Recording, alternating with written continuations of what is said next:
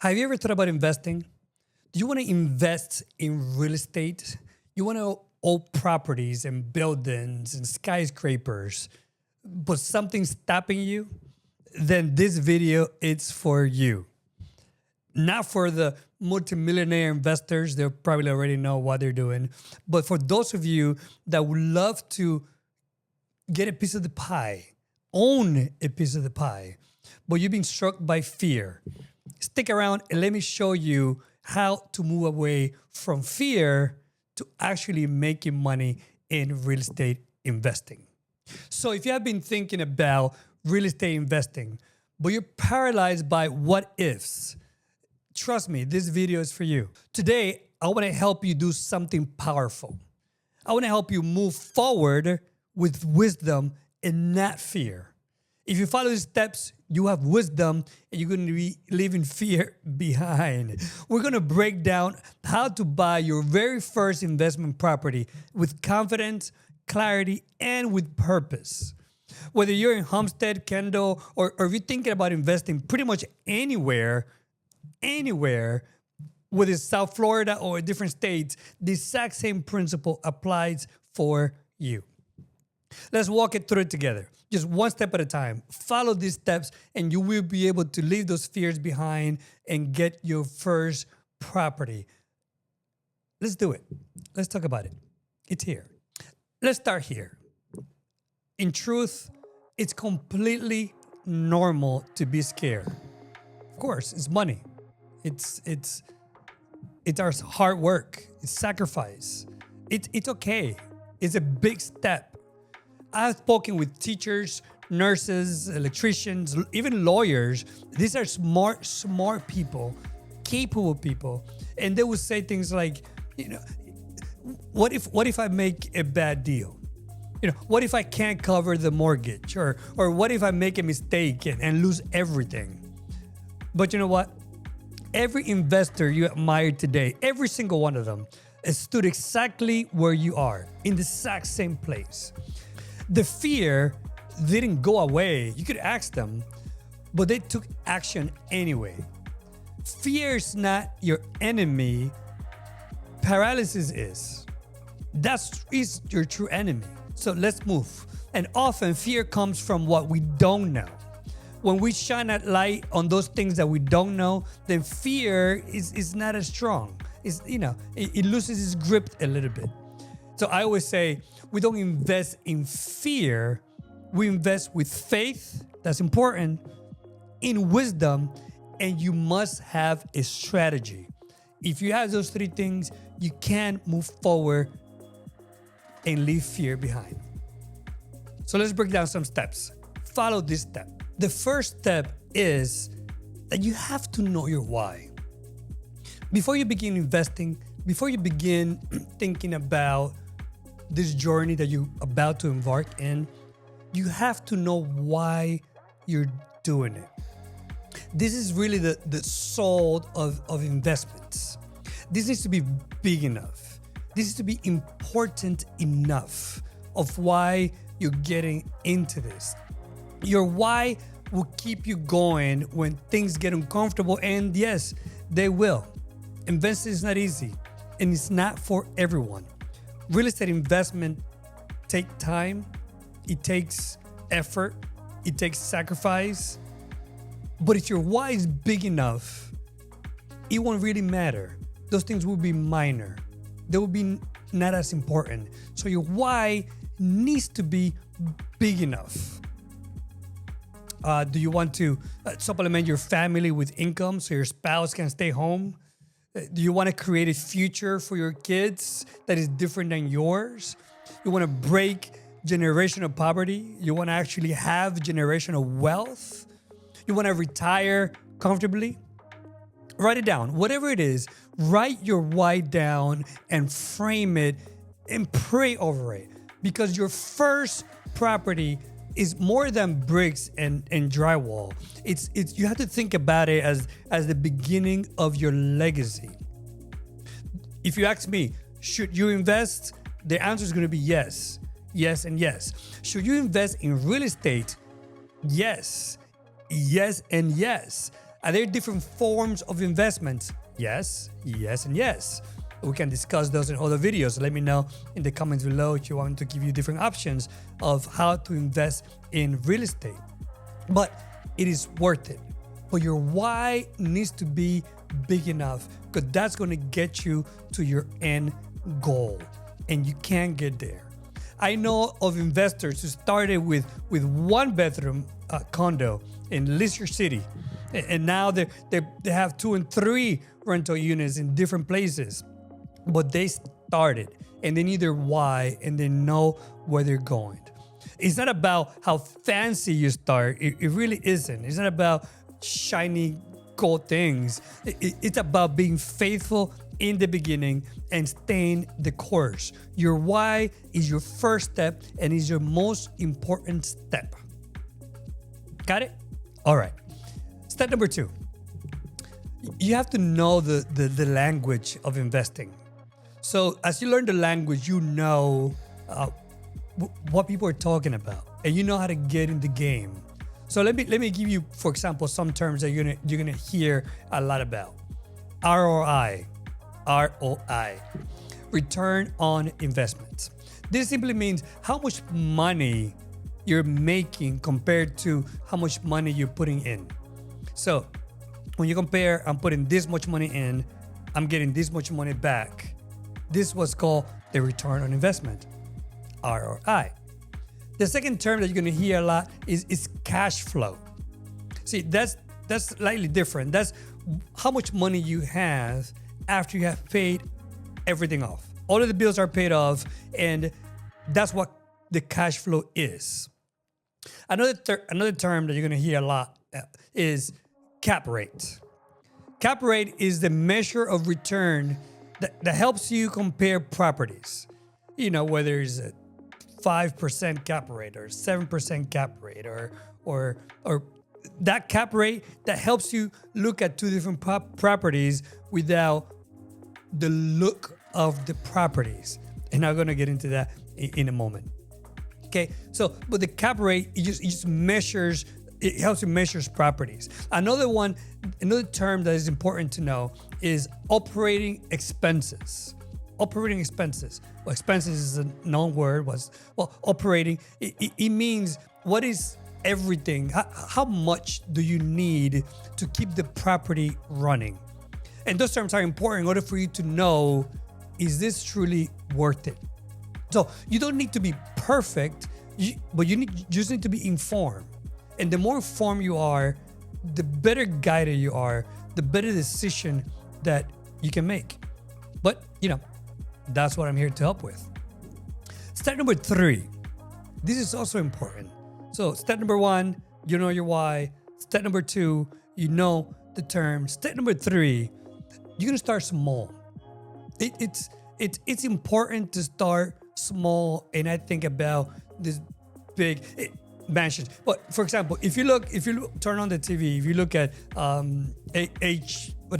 HGTV, for example, they make look everything like so simple, and you're flipping. Everyone there is flipping mansions, right? Every there, and they just can get a property and flip it and make money, and sure. But the truth is, you have to start with something small. Right, you have to start with a home in a working class area, right? So in an area that has a steady demand, that has steady rental. In South Florida, you see things like Homestead and Cutler Bay and North Miami and the Crossings. Those are good areas that you could look at. Of course, there are other areas as well. There are many areas here in South Florida. That's why it's a great place to invest. But your first property is your classroom. It's your first, not your last, right? So let's learn how to do it right. So it's okay if your first property is not flashy. It's okay if you just want to buy something that is functional and that is profitable, because at the end of the day, that's what we want. So we want to be profitable. That's what you need for your first property. That's what we really need to be looking at. Again, it's your first. There'll be a second, and there'll be a third and a fourth. But let's focus on our first, and let's start simple, and let's do it right. How do we do it right? Well, that's where step number 4 comes in. You have to build the right team. It's so important. You're not going to succeed in real estate investing by yourself. You won't be able to know everything about everything. Don't think that by saving $1, you're making $1. And by saving $1, if you can't save $1, at the end of the day, it's just $1, right? But you're not supposed to do this alone. And by having the right team in place, you actually can put yourself in a position to grow more and faster. So you're not supposed to do this alone. That's step number 4. Here's a dream team. This is what you need. These are the people that you need next to you. First, you need a realtor who understands investments and who understands property analysis. That's me, right? That's the first one. The second one, you need a lender. Someone who can explain investment loan options and the different things that you could do to get the money you need to purchase these properties, right? Third, you need an inspector. Somebody who can look at the properties and check the deferred maintenance and look at the pitfalls and look at what's right and what's wrong. And so you go into the property informed and that you are aware of. You also need contractors. Somebody that after the inspector tells you what needs to be fixed or what needs to be done, contractors who are honest, who are affordable, and who work fast. I have a list of contractors that I work with that I call upon every time I need something done. These are people that I trust. These are people that trust me, certainly. And these are people that we could do business with. So yes, pay your people well, and they will treat you well. And they'll know that the more business you have, the more business they have. And by so, one hand washes the other, both washes the face, and that's why everybody can grow in this business. And last but not least, you need a good mentor. Somebody who has done it before, somebody that is experienced, somebody that can tell you with positive attitude what the good, the bad, and the ugly. Somebody that could work with you and look at the property and tell you, this is a good property, this is a bad property. I went through this problem, I solved it this way, and that person will help you through a lot.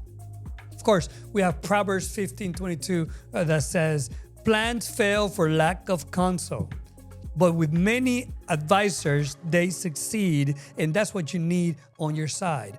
You don't need to know everything. You just need the right circle. You need the right people by your side. Step number 5. It is important that you analyze properties without emotions. And this is also important. Yes, you have your team. Yes, you have your why. Yes, you have analyzed the market. But now you have to take your emotions out of it. You have to stop looking at properties, how good they look.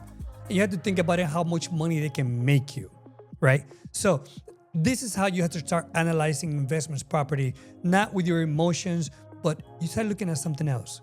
We look at the numbers, of course. You're not investing in your dream home. This is your dream cash flow. That's what you really want to look for. So don't get distracted by the paint colors, how pretty they are. Forget that. You look at the numbers. So let me show you 3 examples that can show you in a basic way how cash flow analysis works, right? First example number 1. A single family, let's say this is in the Crossings, for example. You got higher rents, higher expenses as well. This property, you can collect $3,200 worth of rents. The mortgage payments on this property is $2,050. This property has taxes and insurance of $450 a month. In maintenance, 10% of worth of it, $320. You're gonna have to calculate for that. And maybe you decide to hire a property management at 8%. That's $256, right? For example, simple property, right? Nothing too complicated. Nothing. This is a very, very simple property. And each month, you're going to be collecting $3,300 from the tenant. You're going to be paying back out $2,050 in mortgage payments. The taxes and insurance is going to be $450. And 10% is, we advise 10% to save aside for maintenance, because maintenance in the future will happen and they will be needed. And if you don't want to deal with a lot of these headaches, of course, you can hire a property management. So if you put everything together here, you see that you have your monthly expenses being $3,076. So what's your cash flow, your net monthly cash flow? Well, if rent is $3,200 and your expenses is $3,076, then you only are getting $124 a month. You might say, for extra $124 a month, is this really worth it? It depends. Some properties you get not because of what you want to get monthly, but how much they appreciate. Remember, I started by saying that this is a property in the crossings. That's a nice area. That's an important area because the properties there appreciate, and just as even the monthly also appreciates. So you're going to get a little bit less monthly, but your property is going to get more and more value, right? This is why this deal makes sense. So even though the monthly cash flow isn't massive, this type of property typically sees a strong appreciation. It has a low vacancy rate due to where it is, low vacancy rate. And it has a potential for rent increases over time too. So it's an example of how some investments offer low cash flow, but also offer high equity growth. So later, if you sell it, you can get more money out of it. What strategy you wanna use? That's, of course, is up to you. Let's look at another property, for example. This property is in Homestead. This is a duplex in Homestead. This is a multifamily entry-level investments, right? So let's say you purchase this duplex. It has 2 units. They're side by side, to each other, and both of them you charge rent of $2,000 each. So that means for this unit, for this multifamily unit, you get $4,000 a month. Great, but of course we have the expenses. For this property, now you're paying $2,300 a month in mortgage. That's just principal and interest. $500 in property taxes. You have maintenance reserve of 10%. That's $400 a month. And you're still using a property management company, which I highly recommend, of 8%. That's $320 a month. So all your monthly expenses add up to $3,520. That means that your net cash flow is $4,000 minus $3,520. Now you have $480 a month for this property, this multifamily property. Why does this make sense? Well, you're earning income from 2 units, which spread out your risk a little bit more. They're not likely to be empty at the exact same time. So if one unit goes vacant for a month, you still have your income.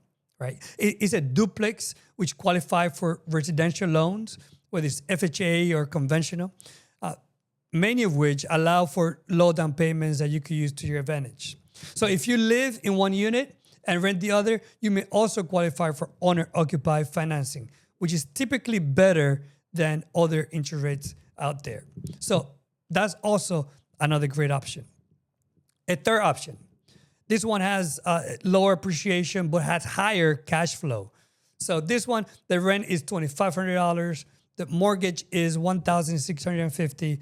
Taxes are $300. Maintenance reserve are $150, and is cash flowing $400 a month. This one property can give you $4,800 per year. That's just extra money that you could use, hopefully, just for more investing, right? So when you look at the property, you just want to stick to the math. You don't want to fall in love with the property. You want to fall in love with the process. Yes, it is important. Location, location, location. That always matters. How it looks. Yes, it's important, but not more important than the math, because you're investing. Again, you're buying your investment. You're not buying your home. Now let's talk about some of the specific fears that are holding you back. What if I get a bad tenant? That's a common one, and it's an important one. Then for that, just use a good background check and verification income for references. Don't just pick anybody that just wants to rent your place. Use the tools that you offer to ensure that they are a good candidate. Is foolproof? It's not, but it helps you a little bit more in the hiring process in order for you to have a little bit of peace of mind of who's going to be in your property.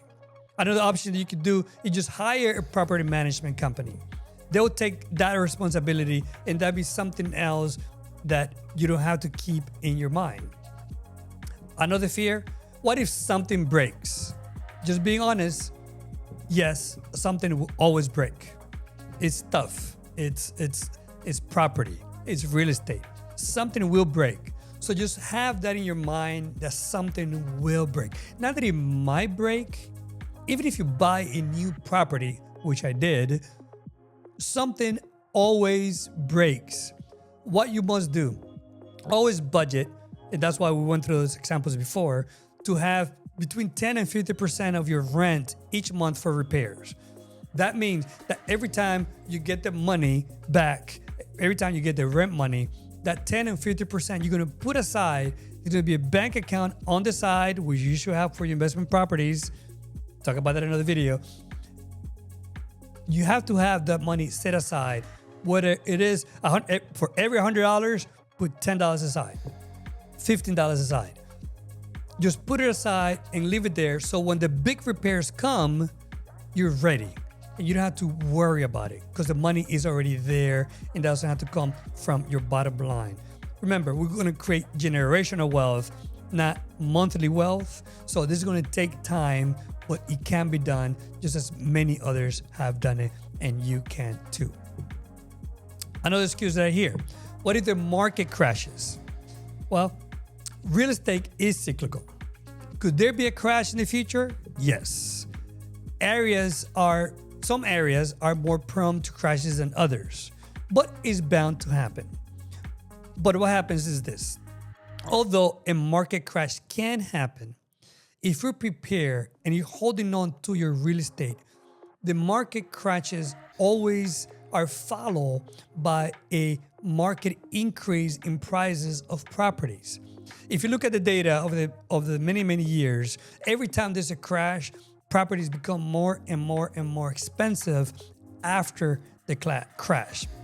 So if you buy right and your cash flow is positive, then you should be able to have enough saved in case that ever happens, that you'll be safe from it. You'll be able to pass the crash. And remember, people will always need a place to live. Food and housing are always going to be needed. So let's prepare for it, and that way you don't have to worry about it.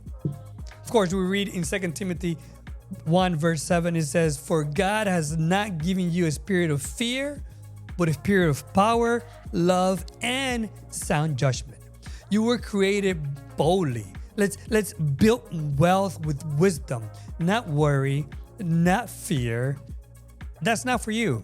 Let's move that. If you follow the steps, you will be able to move forward without having those worries holding you back. So let's recap. Step number 1, know your why. Know your why. That's what you got to do. Step number 2, learn the language. Step number 3, start small, but start. Step number 4, you want to build your team, people that can help you analyze and be logical and be able to help you just know the areas and the pitfalls and good investments and bad investments, right? And lastly, you want to analyze with logic, not with emotion.